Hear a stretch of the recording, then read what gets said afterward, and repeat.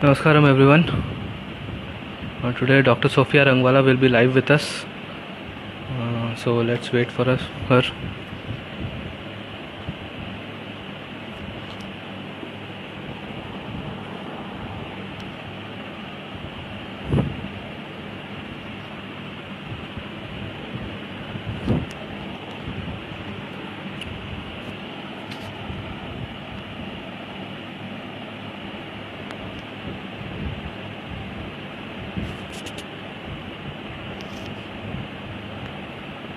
We'll be speaking on spirituality. Hello Indian writer, Virat's creation. Hello, Namaskaram everyone.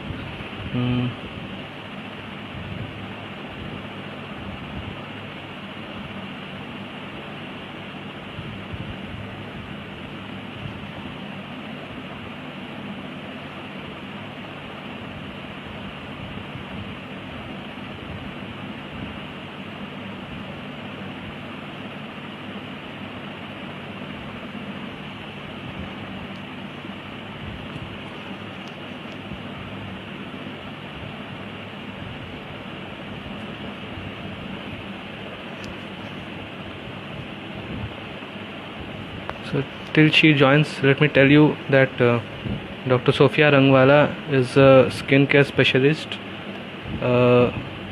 certified yoga teacher, and now she is actually a spiritual guru. She is now in a spiritual path, so she'll be guiding us on spirituality and some relevant topics.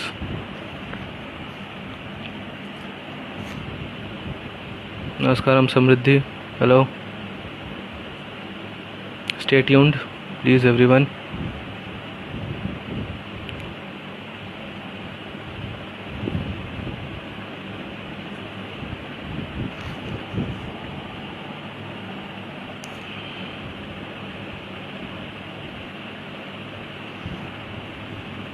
Hi Samriddhi.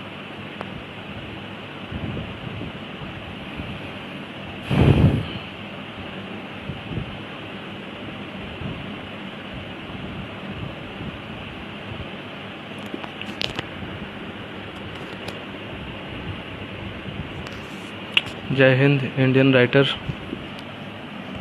Okay, now Sophia ma'am is there. I'll take her right now.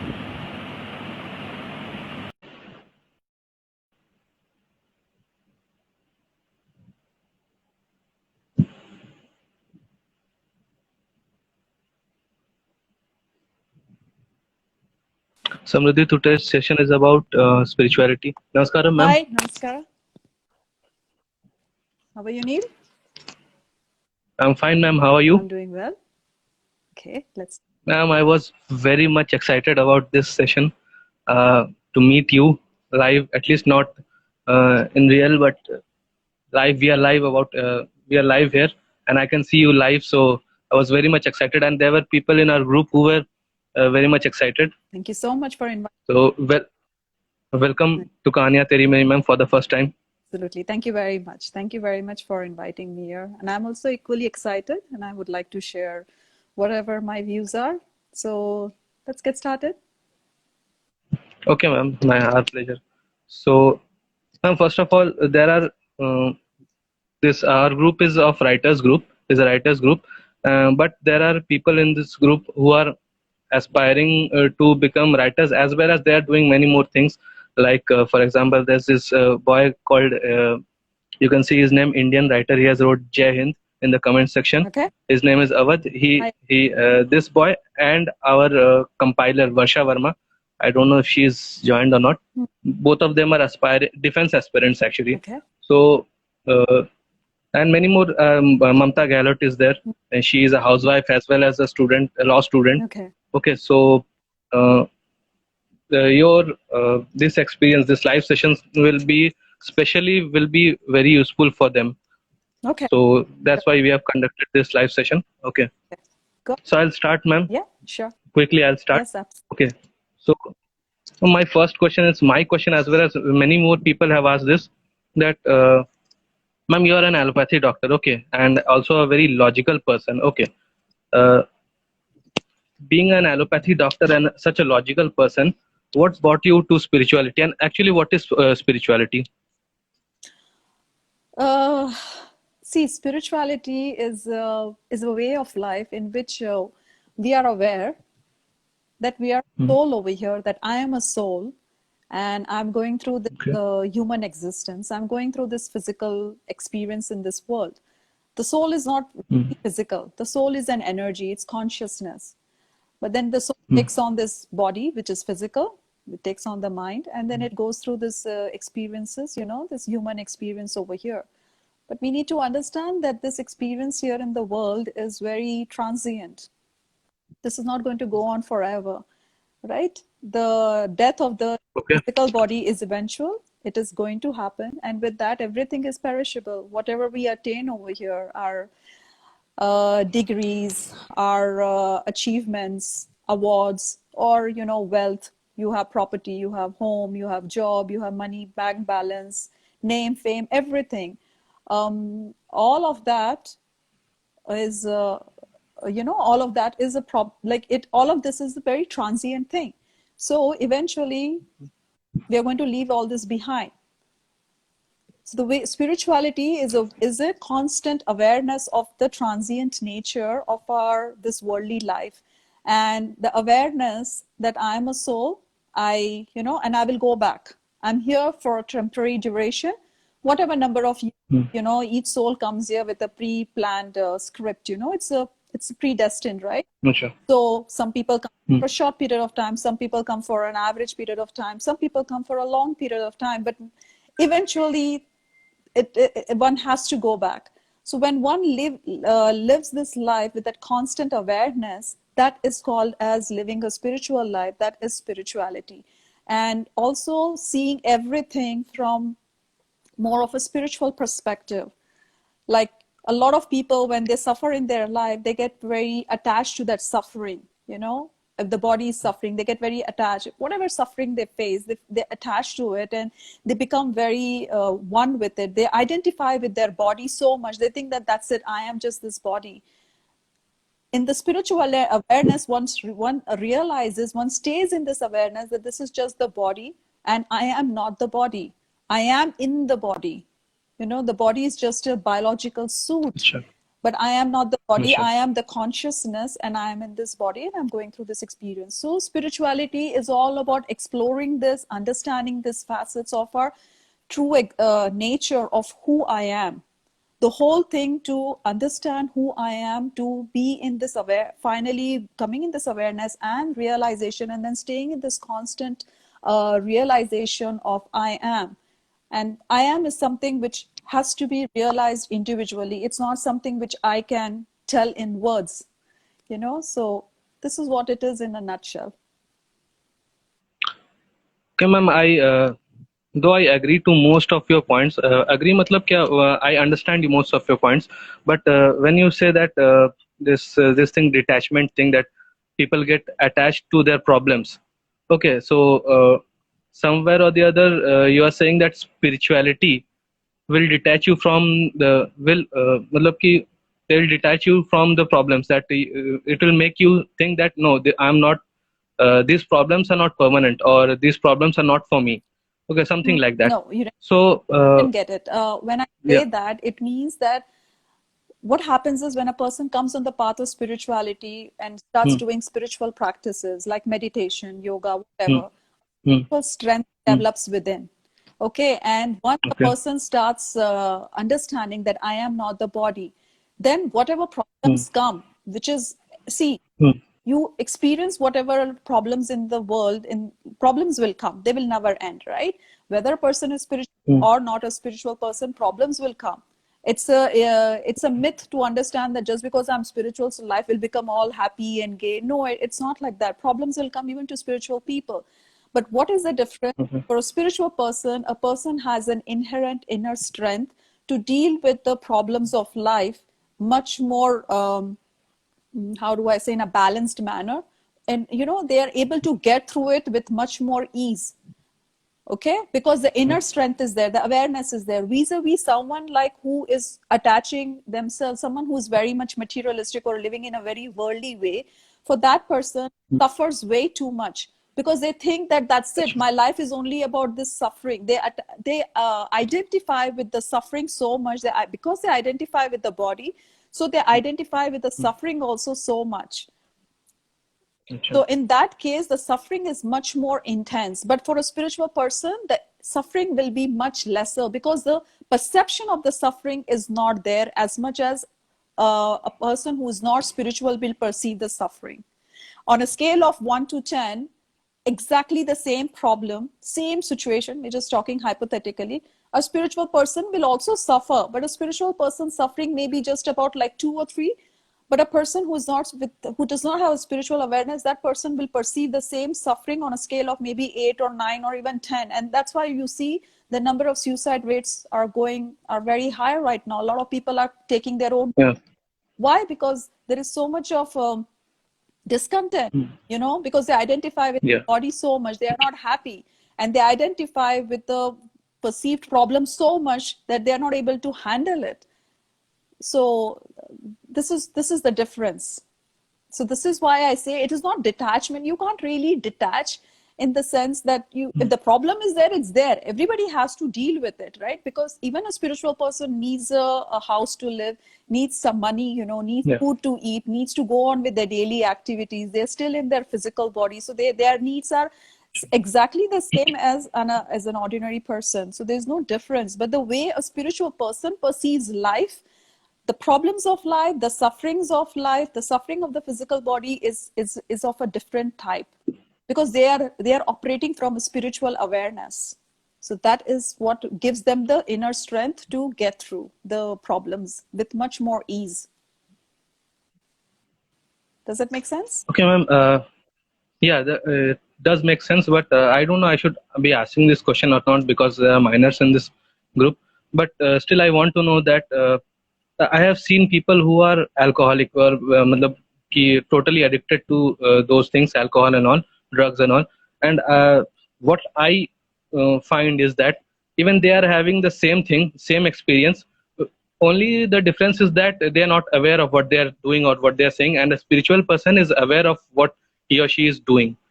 Baki, everything is the same, I think, because they are also not, they don't care about the problems that much. If a person is alcoholic, if a person is intoxicated fully. I get it. Very good question. Yes, very, very good and very valid Yeah. question. See, these are intoxicants, okay? And what happens is, in this, there is absolutely zero awareness. The consciousness actually goes down very low in these people, and they are dependent on an external substance, which is not really giving them a permanent solution. It's only very transient, and only for that particular time of period when they are under the influence of that abusive or toxic substance, they forget about their problems. But the moment they are out of that, the effect of that substance, they're again back to facing the reality. So it is not permanent. It's a very transient. Not to mention, all these toxic substances, they have a lot of very detrimental effect on their physical body, on their mind. It harms the entire body. It doesn't do anything good, right? And eventually the problem will not go away. The problem is there as it is. Okay. But in a spiritual person, and wait a minute, another thing is that this person will not get a learning out of the suffering. See, Neil, every suffering, every situation in our life, difficult situation in our life, is for our learning, is for our spiritual growth. Okay, there is a reason behind it. A suffering doesn't come without any reason. A spiritual person will get the learning out of that suffering, that experience. They will mature, they'll become wiser, they spiritually grow. There is a spiritual evolution.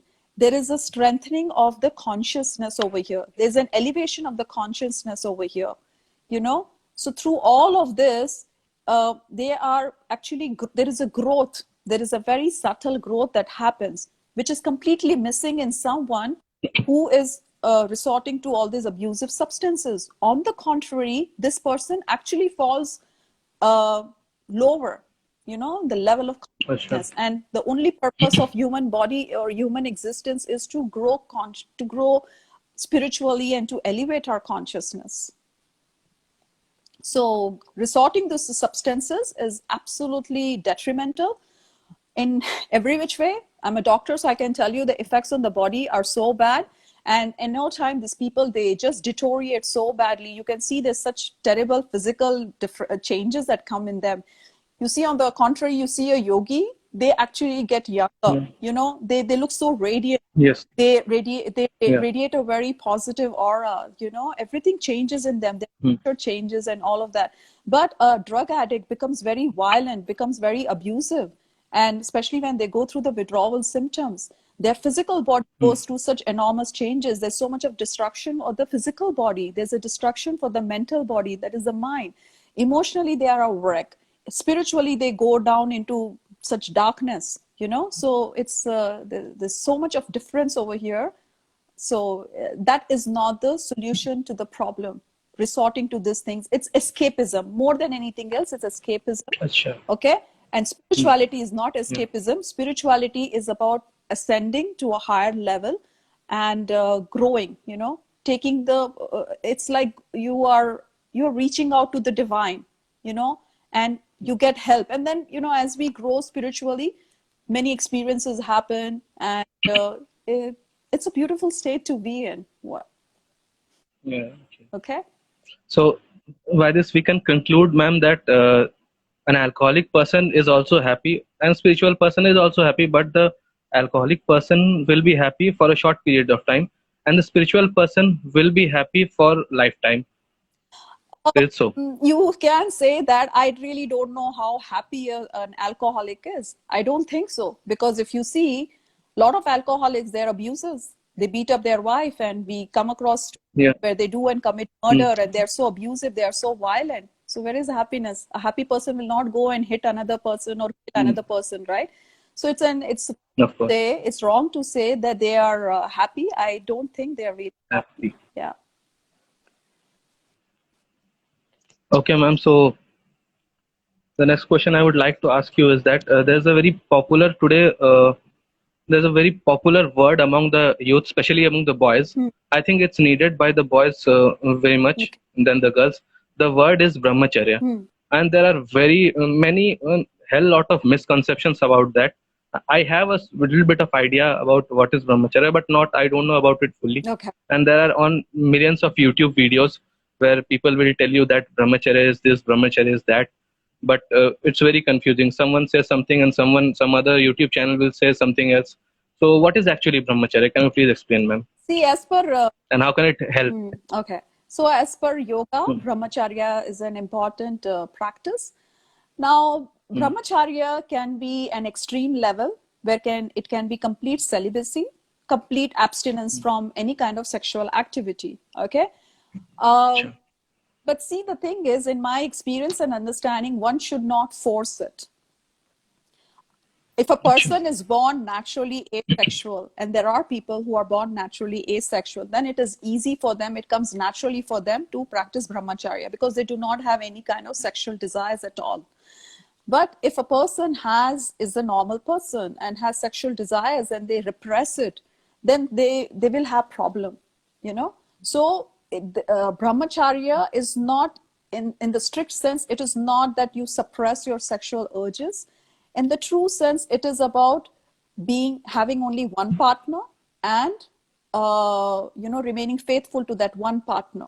Okay, that's what it is, and not to indulge in pornography, not to even entertain thoughts about other people.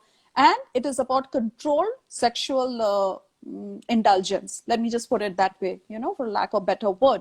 So it's about see, in the olden days, people were like very monogamous, I wouldn't go back to those kings when they had like multiple wives. I'm not talking about that. Yeah, but but generally in our culture, Hindus, they have been monogamous, right? They have had only one partner. But we are living in a time right now where, casual sex, one-night stands, and all these things are very, very common. And actually, it is not just for a spiritual seeker, but even naturally, even generally also for people, also for everybody. It's a very bad practice because when two people get into intimacy, it is not just two physical.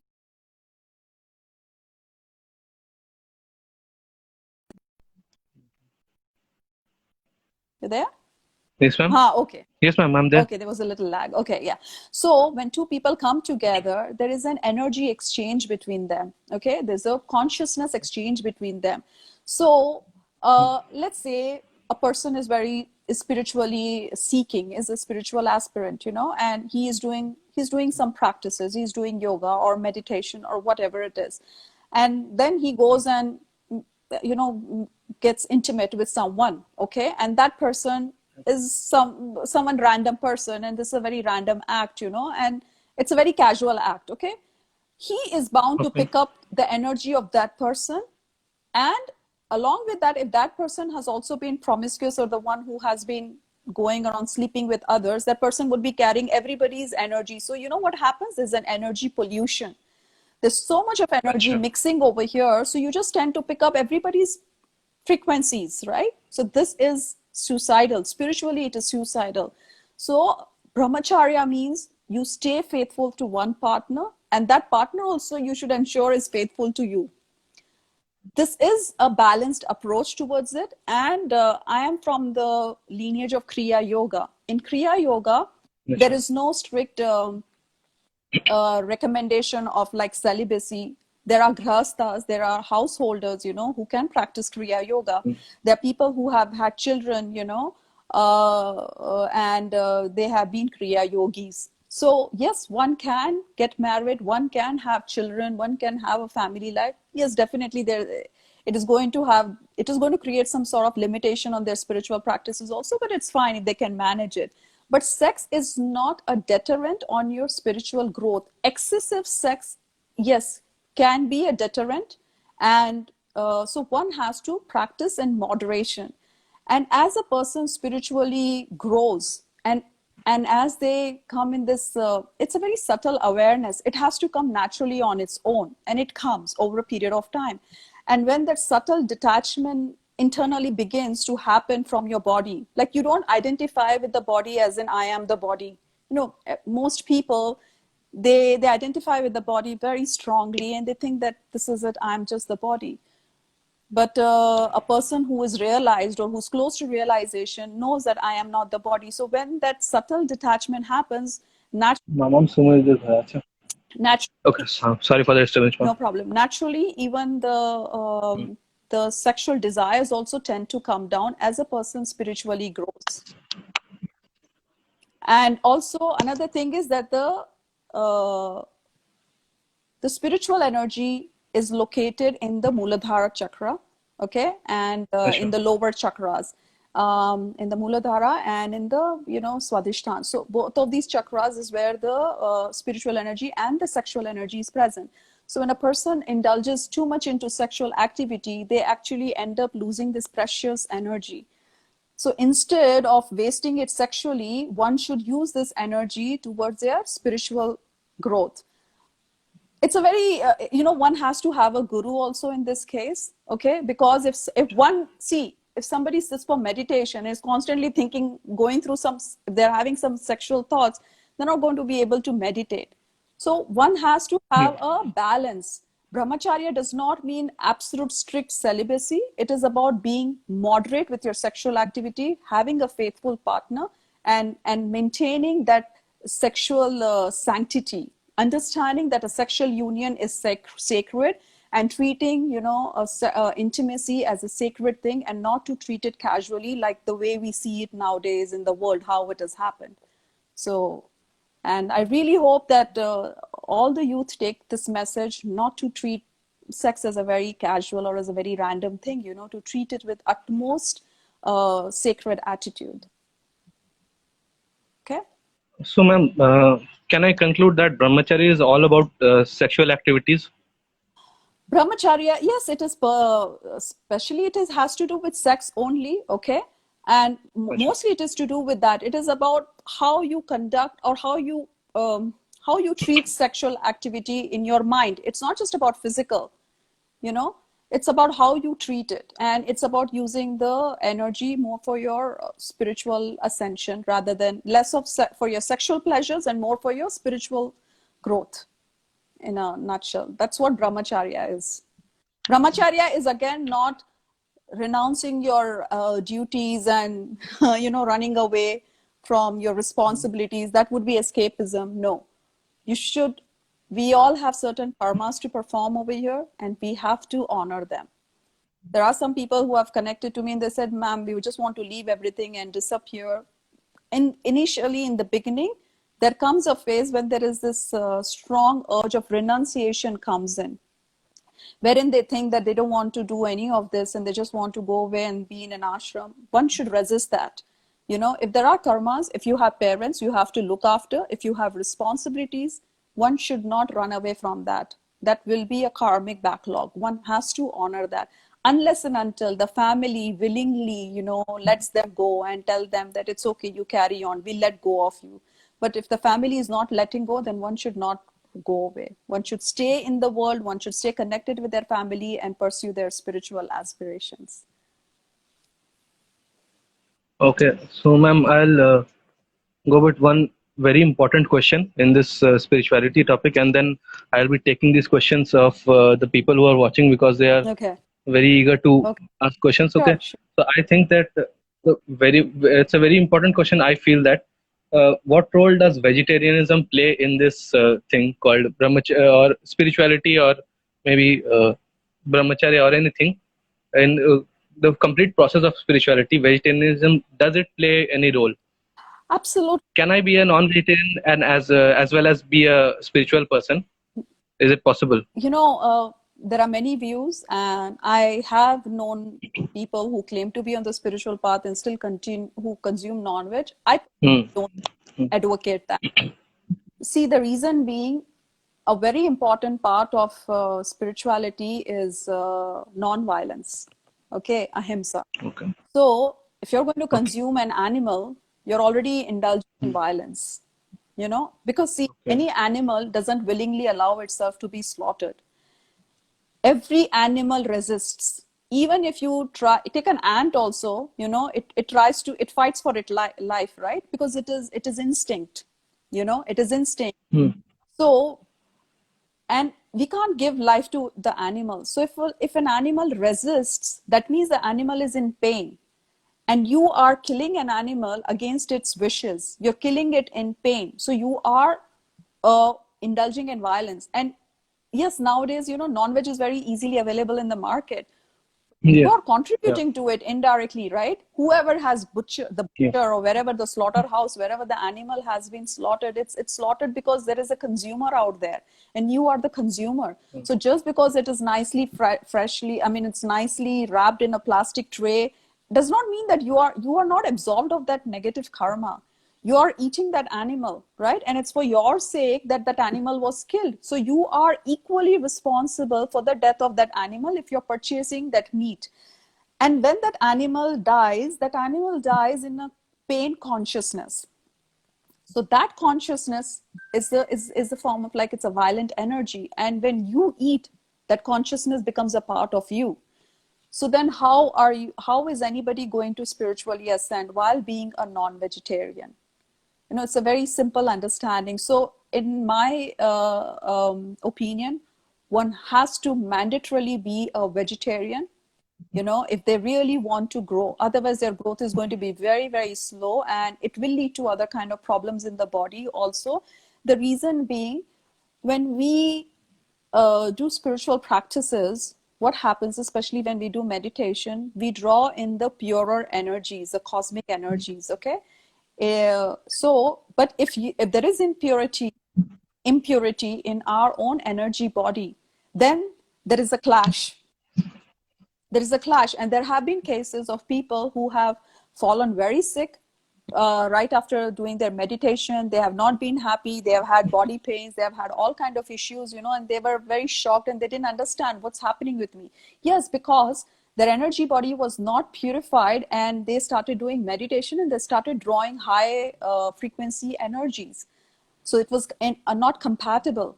So that is why the path of Ashtanga yoga is recommended, is highly recommended, and it's a very systematic, very beautiful way of progressing, in which there is a step-by-step process. So your body slowly, tends to purify. You have in that you have to let go of non-veg. You have to take up brahmacharya, and all of those practices you do. And it's like yama, niyama, pratyahara, asana, pranayam. Then finally comes the dharana, dhyana, and samadhi. Dharana, dhyana, and samadhi are the last phases, the last steps. They come later. The meditation part actually comes later in the path of yoga. The initial part is purification of your body, and that happens through asanas, that happens through pranayam, the withdrawal of the senses, and there are so many rules that one has to follow. And after only following all of those rules, and when you're really ready and you're prepared, then only you are the guru will ask you to now start meditating. So, but nowadays what is happening? People are just watching YouTube videos and just sitting in meditation. It's not going to be conductive. It's going to create problems. So a very important part is to practice vegetarianism. And on the path of yoga, especially a yogi, you will never come across a yogi who says that I'm a non-vegetarian. If he says so, he's not an authentic yogi. He is not a yogi. It's not about being authentic or not authentic, but a yogi will never consume non-veg. It just is not possible, and because what happens again? Compassion. Compassion is a very important component of, a seeker. And if you cannot have compassion for an animal, right, then you can't get close to God. So, yes. Okay, so ma'am, you talked about yoga. So I never went to a yoga class, but since the age of 9, I have been practicing this thing which is known as martial art. Okay.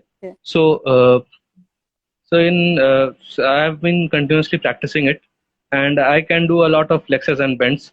And yes, I am also a pure vegetarian, but that was never the reason. Cruelty or that compassion was never. I do have compassion for animals, but that was never the reason for me being a vegetarian. I became a vegetarian almost 7-8 years back, because I was not able to. That non-veg food was a bit heavy for me, I felt. So that's why I left it. This thing, the compassion thing you are talking about. When I used to think of it, I used to think that this thought came into my mind that even the plants, maybe the plants are not having the sense organs. Maybe it's not having brain. Maybe it cannot feel anything. Maybe it cannot resist. But no one can deny that the plants are having a life. Okay, and when we are eating the plants, we are taking a life, isn't it? Very correct. And yes, a lot of non-vegetarians, this is their favorite argument. Very favorite argument, and they always start with this. So yes, my answer to this is the level of consciousness in a plant is much, much lower than an animal. Okay, first of all.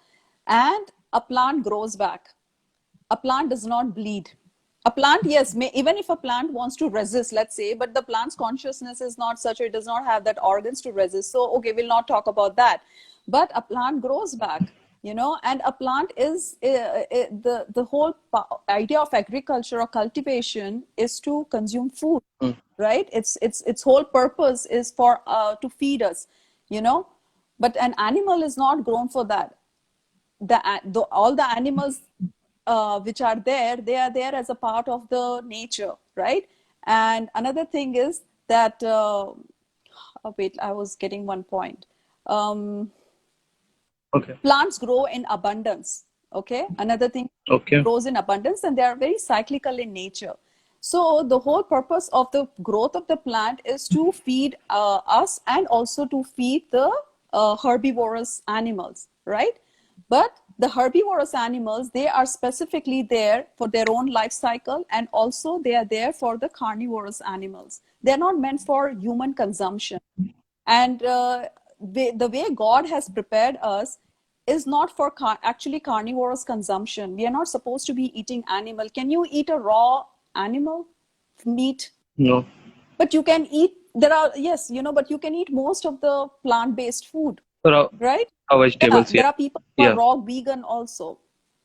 So one can Mm. consume Yeah. raw vegan, raw food, raw plant-based food, but one cannot consume animal-based food. And if you talk about consciousness also, the consciousness in a plant is much lower compared to an animal, so the plant does not feel that.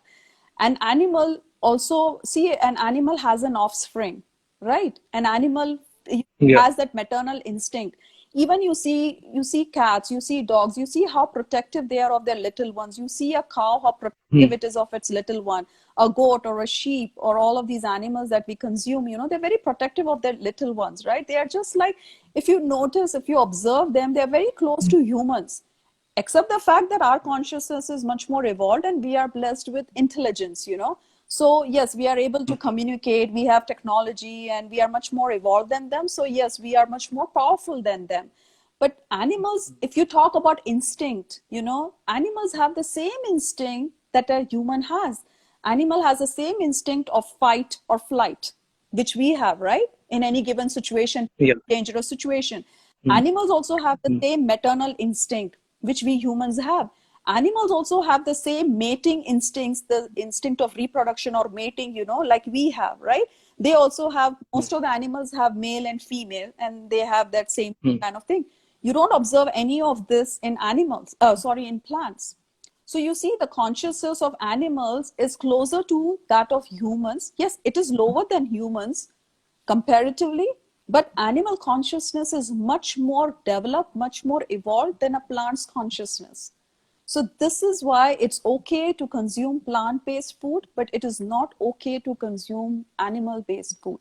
Now, I am only restricting to spirituality over here, but the reasons, you bring a activist, an animal activist, and you should hear them out. They have so many more logical reasons, the sake of environment, the greenhouse effect, and there's so many things, how we are actually destroying the planet and the environment by consuming animal meat. And when a person is on the path of spirituality, they will be very much concerned with even the nature also. They will be concerned about everything, because one understands, when they are spiritually awakening, and when they're spiritually aligning, with Mother Nature, then they understand that I am a part of Prakriti and I am also responsible. Each one of us plays an individual role, and we are all contributing to the whole, this whole play which is going on here, right? So we cannot absolve out of it, and each one of us is responsible for our actions. So then when you look at the whole grand picture, you realize that being a vegetarian is much more sensible, than being a person who likes to eat animal food. Yeah, ma'am. But these activists that you are talking about, they are also means telling us to prohibit the milk products. So is it? See, the reason buying I'm not against milk products, okay, though I'm also Yeah. vegan. But the reason why, Anil, is because the way dairy production is happening nowadays is very inhuman. It's not like Mm. in the olden days. In our olden days in India, in the farms, we used to treat the cow with lot of love, with lot of care and tenderness, and the cow was, we used to take only a portion of the cow's milk, right, whenever she Mm. gave birth, but nowadays, Yeah. if you were to see what happens in this huge commercial dairy farms, it's very inhuman. It's really terrible. I have seen it and I could not even bear to watch entire video, but I saw what they were doing, They forcefully make the cow and the buffalo, give birth, and then they separate their calf from them, and then they extract the milk. They make these poor animals go through so much of pain, and they're injected with hormones so that the production is much more. And there's so much of cruelty that goes on in the dairy farms nowadays, because to meet the demand, because the demand is so much, because the population is so much, the animals are not treated with that love and care and tenderness which used to be the case earlier. So earlier in our Hinduism, dairy is promoted, right? Like, milk and curd and makhan and all those things, right? Paneer, Mm. all these things has been a part of us. But that's because our people back in the olden days had animals in their home, in their own farm. And these animals were treated like their own family members, which is not the case nowadays. Nowadays, you just go to the supermarket and you just pick up all the stuff, all the dairy products off the shelf. but we are not aware that, see, ignorance is not always bliss, but one has to know how these products are being procured, and to procure these products, these animals are exposed to so much of cruelty and torture. So again, it is as bad as eating non-veg. So that is the reason why these activists are also promoting you to give up on dairy products, only for this reason, because of the torture that is going in the big dairy farms. But if you live in a village in India, and if you have a farm in your backyard, then it's fine. You treat your animals, like your family members, you treat them with love, and you take a bit of the, milk or portion from them when they are lactating. It's fine. That's okay. That's fine. Yeah, so then I can conclude that I am free from all these sins, because I am buying milk from a milkman. A traditional milkman is what in Hindi we call him gwala. Or then it's okay. Yeah. So yeah, because he's having 4 or 5 of them cows. Okay, and he's before he just milks them. Before milking them, he worships them. All of them, he worships them. He puts tilak on them, and he does all sorts of ritual, and then he goes on. So I'm free from all those things, I can see. Yeah, lucky you. Yes, then it's absolutely fine. Then it is not a problem.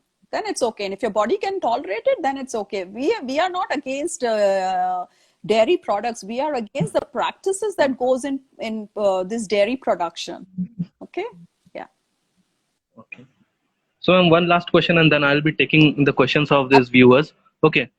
You are a yoga practitioner, you're a certified yoga teacher, and I see today that the yoga classes that people are conducting, it's only about flexing and bending. Okay, so even I can flex and bend my body in so many different ways. I can do chakrasana, I can do full splits every day. I do them, but I never had such spiritual experiences like you until this Buddha Purnima day, when you must be remembering that I commented also. Yes, I remember. Okay, so that was not because of all those chakrasana and full splits and high kicks and all that.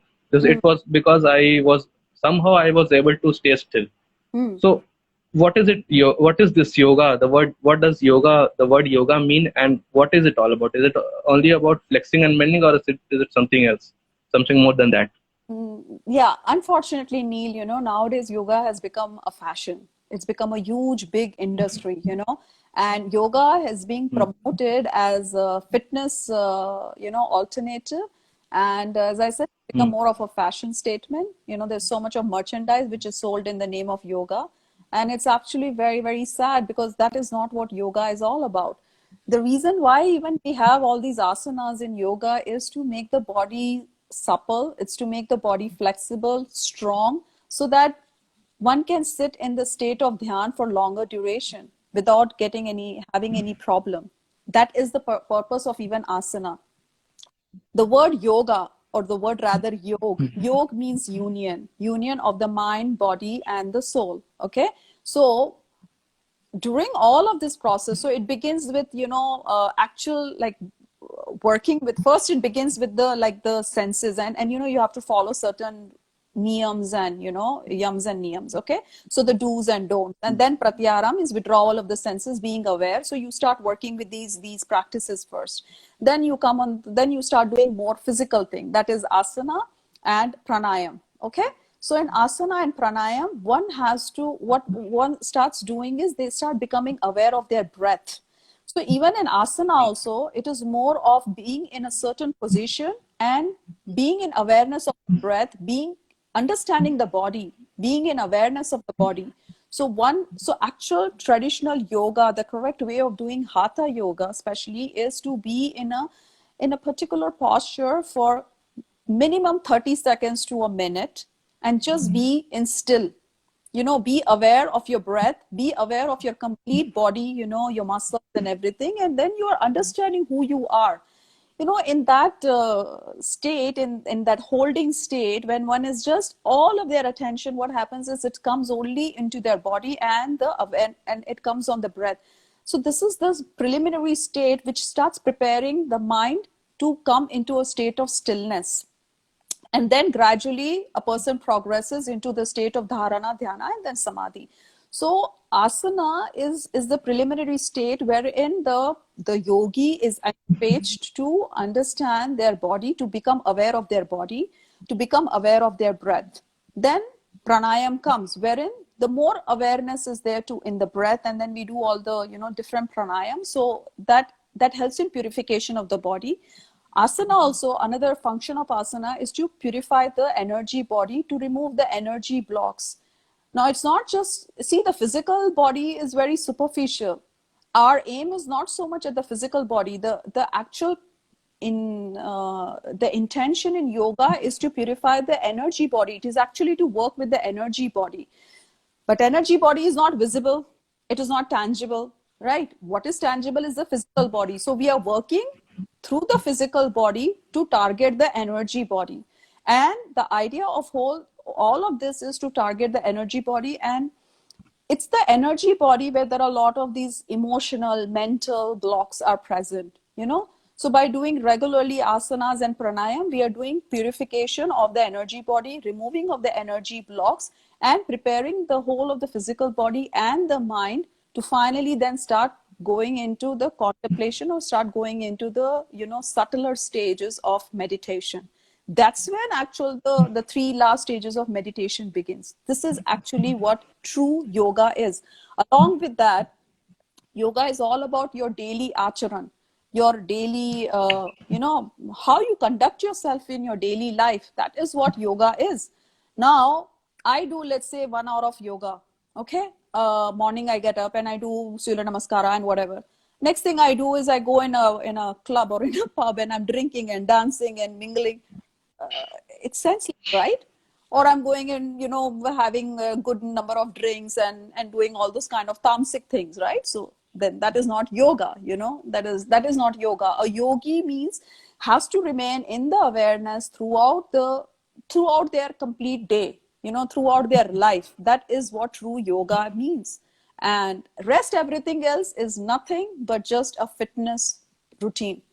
That's all. That is not a person who simply does only asana just for the sake of fitness and just for show off is not a yogi. A true yogi is something very much harder to be. As I said, it is to be in that spiritual God awareness throughout the day, cultivating those good sattvic habits and living a sattvic life. That is who a yogi is, and that's what yoga is. And only then the union of mind, body, and soul is possible. Otherwise, no. Otherwise, it's just like Pilates or aerobics or your martial arts or whatever, CrossFit, right? That's another thing. Or so many different modalities of fitness are there, So asana is also just one of those modalities. That's all. But that is not yoga. That is just asana. And that's a very, very small portion of the benefit that comes with the regular practice of yoga. And you will see some yogi saints, like Paramahamsa, Yogananda, or even some others. Yeah. If you see even Swami Vivekananda, you see they had a good build, yet they were yogi. Of course. So they were not fixated with their body. They didn't care, they didn't care of looking like how do I say, like having a very lean body, or they were not fixated on that. Having a six-pack abs or biceps or like that, something. And they were not show-offs, no. They didn't show off like, oh, I can do this pose or that pose, no. It's very, and I have seen this. I have seen when I was doing my yoga course, and I have seen some of the people who are like, say, so-called yoga trainers and teachers and all. They take so much of pride in their asanas, in their poses, and that is not yoga again. The whole purpose of yoga is to annihilate the ego, the lower ego, the ego which wants to show off, and the ego which wants to say, oh, look, I can do this, I can do that. That ego brings in the sense of separation. That ego makes you think that you are great. But the actual intention of yoga is to annihilate the ego, because only when that ego annihilates, that lower ego annihilates, can you really merge with God, and you can know God. You cannot get closer to God with an ego, because so long as you're going to have the ego, you live in a sense of separation. Then how can you know God? Because to know God or to be with God is about oneness. So you have to let go of the ego. So true yogi will never care for these kind of things. So I think I was able to give you a very good idea about what Yes. yoga is. Yes, ma'am. Of course, because this yoga, this same kind of misconception is there with the martial art also. Because today people think that it's just a kicking art. Huh.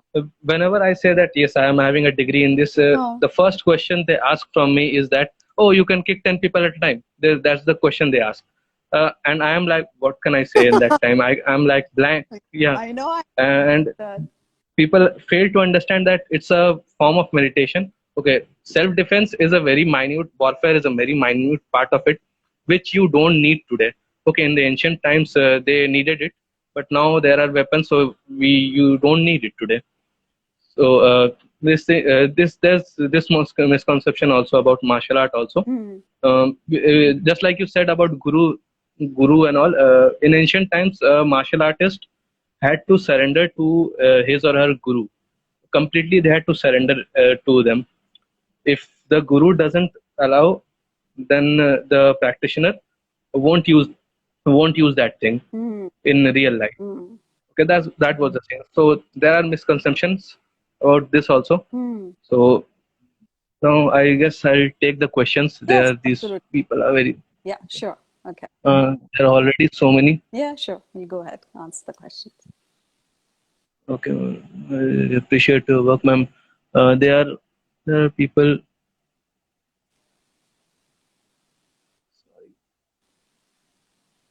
There was one question I saw just now. Okay, let me see. Well, oh yeah. Oh yeah, there are people who are appreciating you, ma'am. Okay. Uh,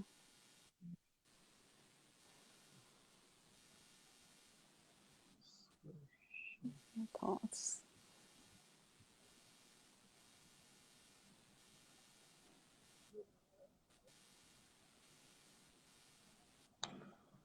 What does spiritual person actually mean? I think he is trying to ask that what does a spiritual person look like, or how does he behave? I think that's the question he's asking. Very nice question. So my Guruji recently taught about it, you know. So a spiritual person does not mean that one should wear an orange color cloth, you know, those and or wear a Hmm. rudraksh or I could do all of that, Hmm. you know, could have a nice tilak and I could wear rudraksh and I can wear all of that Hmm. and I can, but that is looking spiritual. That is not really spiritual. Acha. One can look spiritual and be spiritual also, but a true spiritual person is someone who operates from the consciousness of oneness and who understands, who realizes that I am one with all and I'm one with God. And a spiritual person Okay. will never think harmful thing for anyone else, will never forget about doing harm, but not even have harmful thoughts also. Will have compassion. You know, Buddhism, the most important what do I say, fundamental of Buddhism is Acha. karuna, you know, compassion. So Acha. compassion is very Hmm. important. So spiritual person, compassion is very, very important. That compassion reflects towards all sentient beings, you know, towards everything, towards Mother Nature, which includes the plants, which includes animals, which includes your fellow humans, you know, towards everyone, you know. So a spiritual person will not do harm. At the same time, it does not mean that you should allow someone to do harm to you also. If you do not do, and if you allow someone to do harm to yourself, then you are allowing violence to be used on you. So that is also wrong, you know. So in Bhagavad Gita, Shri Krishna, he taught, right? He said that you have to fight Yeah. for dharma, you know. So you Yeah. have to live in a dharmic way. Now here I do not mean dharmic way as in like religious way, doing rituals or doing this. No, Hmm. dharmic way means living in a righteous way, living in Acha. principles which are in accordance to Bhagavad Gita, living with principles which are in accordance to the, you know, to divine consciousness, you know, to a higher consciousness. So spiritual person Yeah. is someone who will live in accordance with all these principles, you know, compassion, whatever is taught by in Bhagavad Gita, you know, and Yeah. oneness. And outwardly this person may appear like any one of us, could be very ordinary looking, you know. So spirituality is about the way you conduct yourself in the outer world, the way you are living your life, you know, the way you're conducting your life, you know. And that's what it is. Now, this does not mean that I am something in front of you and behind you I'm something else. No, one has to be authentic at all times, who they are. and live in accordance to who they really are, not with the hypocrisy that we see nowadays, right? So this is what but again, all of this comes by doing spiritual practices. So for that, one has to meditate regularly. One has to, I strongly recommend people to do yoga asanas and pranayam rather than just going straight away and sitting for meditation. I always say that please, you must start with asana and pranayam and then slowly progress towards meditation. Meditation will come naturally on its own. So one has to follow these spiritual practices also. So by doing the spiritual practices, you are connecting yourself with the higher energies. And as those higher energies, they come through, they come in your consciousness, they subtly bring about these changes. So then you don't have to it's not difficult, then to live in a spiritual manner. It just becomes a very natural part of your personality. It is you just become that way. Okay. So that's what spiritual person means. So this thing that you said, like right now, dharma, about dharma, living in a dharmic way, and it's not about being a religious person. So once I had a very big debate with my sir, who is actually the founder of Kaniya Teri Meri, Ritesh sir, and he's watching it also. Okay. That he was telling me that I told him that ऐसे बातों बातों में I told him that. Dharma doesn't, religion is not the translation of the word dharma. I told him that dharma, you can say that it's your nature or it's righteousness or something like that. So he was telling me that no, I was not taught this way. I was, from the childhood onwards, I was taught that religion is the translation of dharma. This is what I see. Since whatever he was taught from his childhood, okay, the same definition, so the way I understand, he was getting. Yeah. Yeah. Actual thing is the word does not even exist. It's a distortion. The actual word is Sanatan Dharma. The meaning of the word dharma is truth. Okay, Satya. And Sanatan is eternal. So you see, the Abrahamic religions, they are very young. They have recently only they have come, right? But Sanatan Dharma is the oldest, is the ancient, and it's always been there. We don't know how old it is, right? So it is the eternal truth. It means that come what may, this truth will not change. The truth is eternal, means it's always been there, and it will always exist. There is no beginning, there is no end. That's why it is eternal, right? So dharma means truth. But what has happened is, because over the period of time, so many other religions came, Abrahamic religions, Judaism came, then Christianity came, then Islam came, Buddhism was an offshoot of Hinduism, Jainism came, Sikhism came, so many of them came, right? So then dharma, there the word came dharma, and then to identify, to differentiate all of these different faiths, these were called as dharma, means that each of these individual faiths, they had their own truth. Truth is actually one. Okay, but the way they practice their truth is different. So a Muslim practices their truth in a different manner. The truth is one. Truth is God, right? The absolute. We all believe, no matter what religion anybody practices, the truth is that there is one Paramatma, there is one supreme consciousness. Now, each of these different faiths, they follow their truth in a different manner. That's it. So that's why the word dharma has been given. But actual meaning of the word dharma means truth, righteousness. And if we see, Hinduism is not, or Sanatan Dharma is not even an organized religion. That's why it gives you the flexibility to even be an atheist. No other religion has that kind of a thing, right? That's why you have Shivites, you have Vaishnavis, you have so many different castes, you have so many different ways, in the same family. It's so beautiful, and I actually like this because it gives you complete freedom and flexibility to have a very personalized relationship with God. There's no restriction over here that, no, you should follow God only in this manner. There is no imposition, there's no force over here. You in the same family, one could be worshipping Krishna, another could be worshipping Shiva, and another could be worshipping Ganesha, and yet another one could be worshipping Lord Hanuman, and everything is acceptable. So that is beauty of Sanatan Dharma. And As per my understanding, I do not consider Sanatan Dharma as dharm, like the way other religions are defined. But Sanatan Hmm. Dharma to me is eternal truth, and it is the way to God, basically, the path to God, and you carve your own path, whatever makes sense to you, because it is your truth, you know, right? It's the way you perceive truth, rather, not your truth, but it is the way you perceive the truth. Okay? So I hope now this. Yeah, of course, ma'am. There are, yeah, yeah, yeah. Of course, because there are